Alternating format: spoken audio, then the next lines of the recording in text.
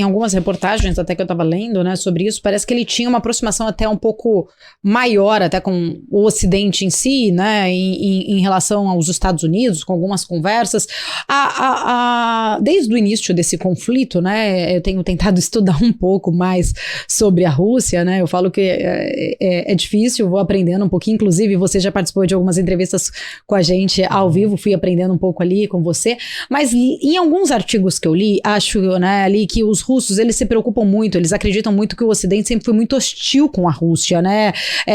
o próprio Vladimir Putin sinaliza isso em alguns momentos. Eu não sei se o Gorbachev tinha essa visão também de o Ocidente ser hostil em relação à Rússia, mas talvez a minha pergunta é mais basicamente o seguinte: os próprios russos, você que morou lá, eles olham exatamente assim, como se o Ocidente fosse realmente hostil com eles? Talvez essa questão, né, que tenha pesado muito, né, do próprio Vladimir Putin não querer uma aproximação da Ucrânia com a OTAN, mas existe mesmo esse sentimento de que eles se sentem, de repente, inferiorizados por parte do Ocidente?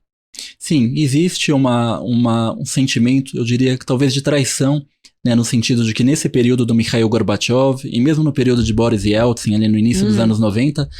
as relações entre a Rússia e os Estados Unidos e o Ocidente como um todo eram consideradas, né, a gente chama a fase de lua de mel, né, que os países se aproximaram ali, um monte de tratados foram firmados na área de desarmamento, na área com um esforço para diminuir aquelas tensões que foram características da Guerra Fria. Mas ao longo dos anos 90, já nos anos 90, com a expansão da OTAN ali, num primeiro momento para o leste europeu, né, mas a partir ali de 2004, inclusive para outras ex-repúblicas soviéticas, isso foi gerando ali um desgaste nessas relações, né? Então houve uma série de elementos ali, a intervenção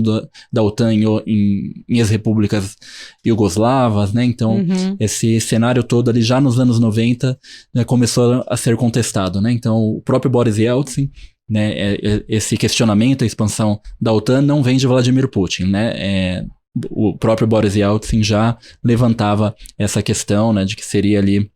uma espécie de traição, né, um gesto de má fé do Ocidente, essa expansão, porque o Pacto de Varsóvia, que era a Organização de Segurança da União Soviética, tinha sido extinta com o fim da Guerra Fria, e a OTAN, que foi criada, né, para conter a União Soviética, não teria mais sentido ela continuar existindo, uma vez que a própria União Soviética e o Pacto de Varsóvia não existiam mais, né? Então essa é uma tecla que Vladimir Putin e mesmo Boris Yeltsin chegaram a bater muito, né,